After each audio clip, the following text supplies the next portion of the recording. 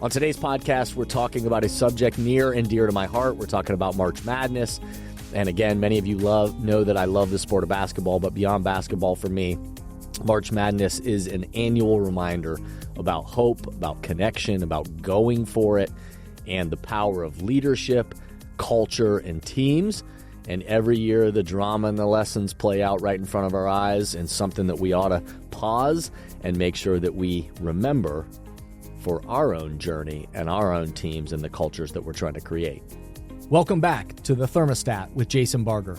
If you're currently on a commute, a walk, or just a micro break in your day, glad you're making time to step back, to think, and to reflect on the next steps on your journey. I've never been more convinced the best leaders and team cultures in the world are the ones that make time to step back, breathe in good oxygen, and calibrate their thermostat. I hope today's conversation leaves you feeling grounded and inspired. Now let's dive into today's topic to engage our minds and hearts in order to authentically lead and create compelling cultures wherever we are in the world. Hey everyone, it's Jason and welcome back to the Thermostat Podcast. Wherever you are and however you're coming to the podcast today, welcome in. So glad you are here. We are in Season 9. We have close to 270 or something episodes by now. So welcome in. So glad you're here. If you are new to the podcast, welcome in. Again, there's 270 some episodes. So my hope is that you will Google my name, Google whatever topic you're looking for as it relates to leadership, culture, vision, mindset, goals, communication, whatever that is that you're looking for. And hopefully you're going to find something in those 270 episodes that connects with you, resonates with you, and inspires you. If you are one of the folks that have been with us for a long time, then welcome back. And so glad this continues to add value really to your life and to your work. I'm so fortunate to be doing this and to have you along with me along the way. My commitment to you, as always, every time I record one of these podcasts, I'm thinking about how can I just create content that allows you to step back, think about your own life, your own work, to think about the temperature you're trying to set, and then also hopefully have a little good oxygen breathed into you so that you can think about the next steps along your path. So that's my commitment to you, and I hope that you find that on today's podcast as well. Before we dive into today's topic, if you'll do me the quick favor, if you will rate the podcast 5 stars, of course, on whatever platform you're listening to, if you will leave an authentic review in your own words, again, what resonates with you about this podcast, specific episodes, why these messages have any redeeming value in the world that we're in today. Every time you share your own unique perspective on that, it helps the algorithms work and help other people find the podcast and helps it spread even further. And then obviously, every time you share the podcast, whether that's on social media, if there's an episode that resonates with you and you want to share it with other people and say, hey, this was good, that helps, of course. But also every time you might say to your team, your colleagues, people in your life or your work, you say, hey, let's listen to this episode and then let's talk about it. Those are all the ways in which these messages get amplified and spread further in the world. So thank you to everybody that takes a moment to do that. I appreciate it very much. It's March, and this time of year I get giddy. Again, if anybody that knows me well knows that actually even leading into March, as it's February and people, mid-February comes, I start itching for March Madness. From a young time in my life, I've always had these feelings, again, these butterflies that begin in my stomach, this excitement that begins to build. Obviously, again, people that know me well know that I love the sport of basketball, played the sport of basketball. Just think it's amazing, but I think the March Madness tournament is one of the greatest, if not the greatest sporting event that we have in our world, and I get so excited every year for it. And again, for anybody that's not a sports or not a basketball person, just hang with me because I think this is about beyond basketball. What the March Madness tournament, college basketball tournament, stands for, evokes, is a spirit of hope, a spirit of passion, of teamwork. It creates every year these shining moments. It's the thrill of victory and the agony of defeat all rolled up together. It is dramatic. It is inspiring. And it is one of the greatest things that plays out right in front of our faces. And so I want to celebrate it a little bit today, but I also want to focus on what does it remind us of each year, because there are lessons as it relates to how we approach not only our lives, but our work, and how do we approach from a leadership perspective.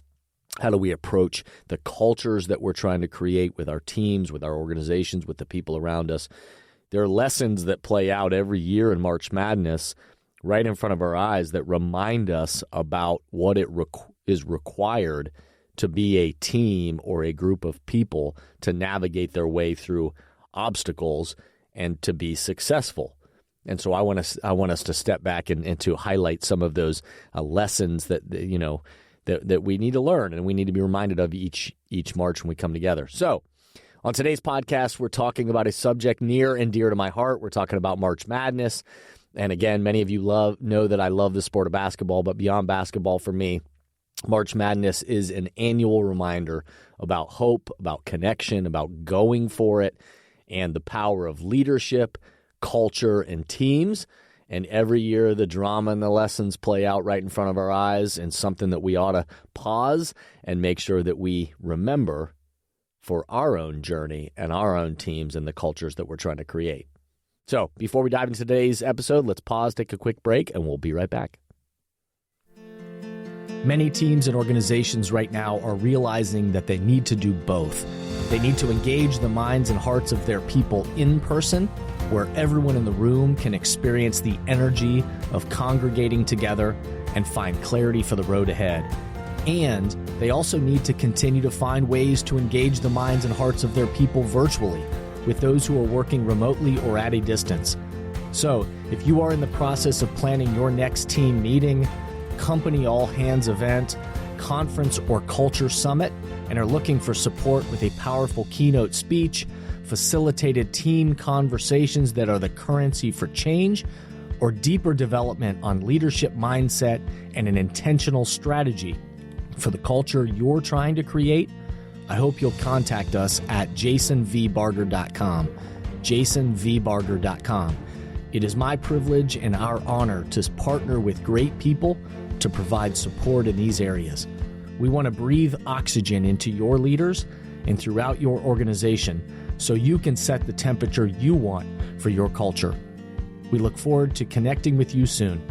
I hope you'll contact us at jasonvbarger.com, jasonvbarger.com. It is my privilege and our honor to partner with great people to provide support in these areas. We want to breathe oxygen into your leaders and throughout your organization so you can set the temperature you want for your culture.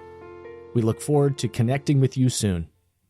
As the calendar turns to March, both the men's and women's tournaments, college basketball tournaments are getting ready to start. In the last couple of years, there have been more eyeballs on the women's game, which has been wonderful. The product itself has continued to get better and better over the years. Caitlin Clark last year captivated the world and really highlighted so many of the great women players that are out there right now. And the women's tournament continues to grow with excitement. And the men's tournament, of course, has always been around and been what gets the most eyeballs and is what traditionally people think about when they think about March Madness. But how cool it is that those tournaments continue to grow and more great stuff continues to happen. So again, even if you aren't a basketball fan, I hope you'll hang with me for a second because the imagery, the lessons, the analogies that we're talking about today are meaningful for everything and outside of basketball.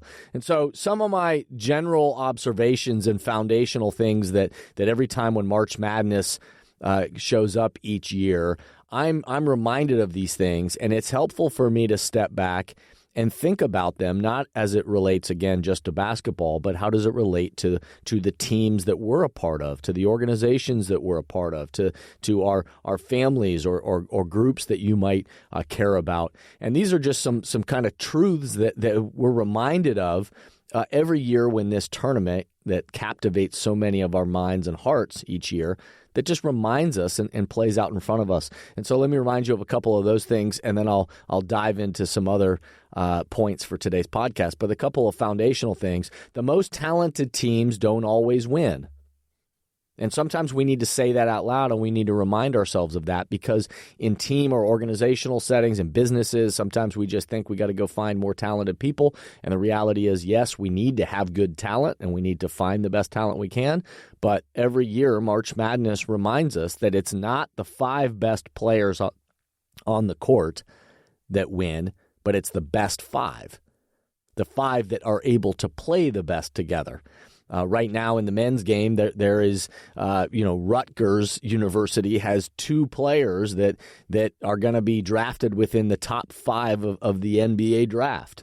They are, by all standards, 2 of the most talented players in the country, and yet Rutgers is struggled to be relevant and win games this year because not because of their talent, because of the way and the chemistry and what's required of not just having talent, but how that talent plays together. So we're reminded of that every year, that the most talented teams don't always win. The other thing we're reminded of is that if you're in the dance, they call it the big dance of getting into the tournament. If you're in the dance, then you can advance. And so it's, sometimes I think within our teams and organizations, sometimes we look at bigger brands, bigger organizations, bigger things. We set the goals. Well, we could never do that, or oh yeah, we're not good enough to do that. We limit ourselves oftentimes mentally, emotionally, what is possible. And yet every year it plays out in front of us that if you're in the dance, if you get an opportunity to compete, you can advance, and it is possible, and it's been proven over many years, and I'll return to that in just a second. And then the third foundational thing that I'll just point out is that every team needs a little luck. Every team, we're reminded of this every year. Even the best teams coming into the tournament that everybody thinks are sure-in favorites to go to the Final Four or at least compete for a national championship. Every year, even those teams, they need a little luck. They need a good bounce. And that any even good team or team that has been terrific for the whole season, they also can stumble because anybody can have an off day or an off night. And so being aware of these things, again, is relevant to the way that we show up in our own lives and for our teams and organizations. Is we all need to recognize that just because we were good yesterday doesn't mean that we can't stumble today. And so we all need to continue to have that focus. And then also you need a little bit of luck, a good bounce along the way, and good fortune to come your way. So those are some foundational elements, but I also want to talk about, some things that I observe each year about the team cultures that seem to win in March Madness. What are some of the ingredients? What are some of the characteristics of these teams that not just get into the tournament, but who are the ones that again remind us for our teams and our organizations and our things in our lives beyond basketball that we need to remember each year. And so here are some observations that I have, and that the best teams, the best cultures that win in March Madness, they have these characteristics. The first one is that they believe it is possible. They believe it's possible to advance. They believe it's possible to win. They believe in the dream, the goal, the mission, whatever is out there. And it starts with this sense of belief. And again, it doesn't mean that it's magical and it's going to definitely happen, but they believe that in that vision that they have, that dream, they want that for each other, and they see it as it's possible. And every single year, we see this play out in the tournament, that these teams that are the big brands that everybody thinks are going to be great, that on a one day, one night experience that they don't take it maybe as seriously, and this Cinderella team that shows up that believes in something bigger and is playing with a vision and a dream and a passion that's more, and they then shock the world and upset the team or the brand that everybody thought was going to advance. And so every year, these kind of Cinderella examples, whether that's in past tournaments, schools like Fairleigh Dickinson and St. Peter's, Butler, VCU, George Mason, I could go on and on and on of all the examples, but teams that showed up with this kind of, and some people would say, irrational belief that they could do something, but yet then they did. And so when I equate this to when, you've heard me on this podcast talk about some of the recent statistics from Gallup across organizations right now that says 23% of employees, they don't trust their leadership, but also they don't trust the future of the organization. Like, where are we going and what are we trying to do? That we're in this very kind of low trusting environment. And so belief is often missing. We believe in each other and believe in what we're trying to accomplish together. And so again, this reminds us of that every single year. The team cultures that win in March Madness are connected. They're connected. And again, they're connected to each other. They're connected to that mission, vision, and the kind of the values that they have as a culture. And you watch the teams that advance, the players understand their roles. They're connected to their role. They're connected to a style of play. They're connected to the strategy that's clear, the pace of play, those things that are unique to their team. You can see it that those are the teams that are connected, that advance. The ones that begin to splinter are the ones that don't make it.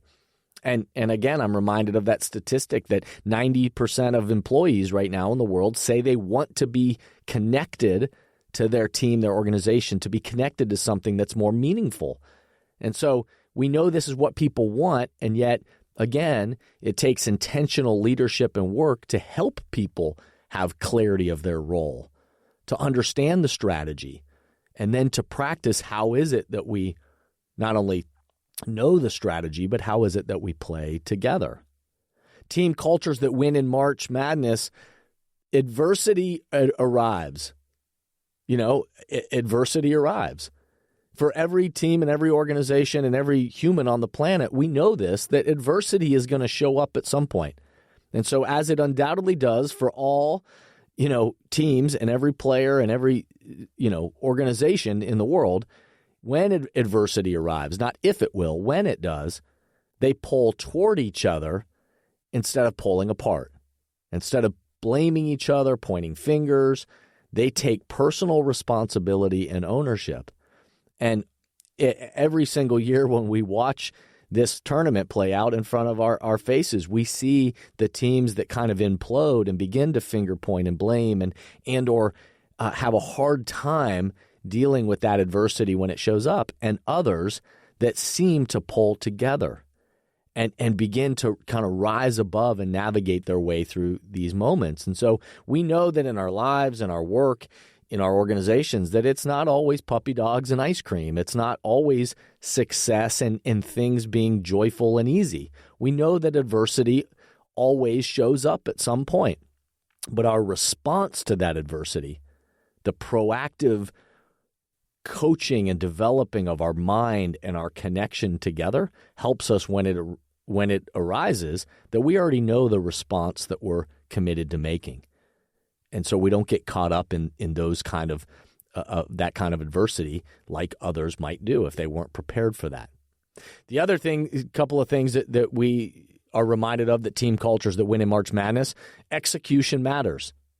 Execution matters. The best teams are prepared and have a plan and are able to make adjustments along the way. They're agile, they're adaptable, but they're able to execute. They have a game plan. And sometimes it's just about staying the course and following the game plan, and other times the other team has adjusted, and so you can't just do what you planned coming in because the other team's adjusted, and so you need to be adaptable to say, now we're going to shift something. But with clarity, let's get everybody on the same page. And so it's this plan plus that action. And again, as I talk about in team cultures all the time, that what we teach triggers, and so it creates these kind of new habits. And so better execution and outcomes comes from our ability on the fly to say, hold on, here's the new plan, And we've prepared for this. We have multiple different ways we can do this, but let's make sure that we get clear on here's going to be our, and now let's go execute together. And the last one I'll point out is that teams and cultures that win in March Madness, frankly, they lead. They lead. They don't just follow, they lead. And during those pressure moments, the big and the small moments, you see the leaders on their teams and their coaches and the people that seem to be able to not get too caught up in the emotions, not be able to freak out. The leaders that stay focused on the task at hand and are able to, again, to pull people together and to set the temperature for the people around them. You can see that they're grateful for the opportunity. They're almost like they relish the opportunity that something big is on the line and that pressure is a privilege. And so it's an honor to get to be together in those moments. And they recognize that all of us together, we all set a temperature for each other, and we are all ambassadors for the culture that we want. So as I think about these things for team cultures that win in March Madness, my mind obviously goes to all the rest of us that aren't playing in the tournament or aren't, competing in sports anymore. But we are thinking about the teams, the organizations, the groups that we're a part of. And so, as always, let me leave you with some questions to ponder. What do you and your team, however you're defining that for today's pod, what do you and your team believe is possible? What are you doing to build connection and get clear on the mission, the vision, the values, and strategy for your road ahead? And when adversity arrives, are you clear on the temperature you hope to set and how you want to execute as leaders? I hope these questions get you thinking. I hope today's topic gets you thinking in some ways. I hope it gets you excited about not only the March Madness tournament, but what it reminds us of each year. And I hope you remember that the best teams practice these things. They think about these things, and I hope you'll embrace the madness along the way. I'm recording this well before this podcast, well before Selection Sunday, before the brackets are even released and we even know what teams are in it. They're all, at this point that I'm recording this, they're just forecasted of who's going to be in the bracket and who's going to be seated where and all that kind of stuff. But for if you're listening to this will be a little bit maybe I'll be a prophet in some way because I'm going to predict some things that again we haven't even seen the brackets that probably isn't smart to do it this way, but I'm going to do it anyway. But I'll just say this before the brackets are even revealed, and even that there's games left in the season where injuries could happen and things that I'm not aware of right now. I'll say on the moment that I'm recording this podcast, the four best teams that I've seen with my eyeballs this year on the men's side of the bracket is Auburn, Florida, Houston, and Duke. Those are the four best teams I've seen. A few sleeper teams that I'll put out there that I think may make the Final Four. I'll share Maryland, Missouri, and Michigan, as much as that hurts me to say. And, of course, an even bigger dark horse or at least I'm polling for them, is if you've heard me do my podcast episodes in the past about Gonzaga and what an amazing story I believe them to be. I'm polling for them to make their 10th straight Sweet 16 or hopefully beyond in this year's tournament. On the women's side of it, I just watched NC State upset number 1 Notre Dame. I'm cheering for the Wolfpack and hope they continue to go well. So I hope that today's episode got you thinking in some good ways. I hope you'll enjoy the 3 weeks that is madness, and I hope it reminds you of these universal truths that relate to every single team in the world and the cultures that we create. If any thoughts, feedback, ideas, or if we can be supportive to you in your own development of the people, the culture, the teams in your life or your work, I hope you'll reach out to us, email us, info@jasonvbarger.com, or just visit us, jasonvbarger.com on the website. You can certainly follow along at jasonvbarger on social media, and we look forward to connecting with you there. So thanks for everybody out there that rates the podcast, reviews the podcast, and shares the podcast. That helps amplify it, these messages even further in the world. And I'll just remind you to step back, remember, be a thermostat, and breathe good oxygen. Thank you for listening to today's podcast, and I hope the messages and questions stimulate positive change along your path. As always, if these messages resonate with you and add value to your life, I hope you'll help amplify them throughout the world. Please rate, comment, and share on whatever podcast or social media platform you're using, and share this podcast with the people in your life or work who should be part of these conversations. That way, this spirit does, in fact, spread. If these messages or developing leaders and culture would be helpful to you and your organization, please contact us at jasonvbarger.com, jasonvbarger.com. And remember, we are all ambassadors for the culture we want to create in our life and work. We have to own the vision we want to be a part of. The future of leadership is you, is me, is us.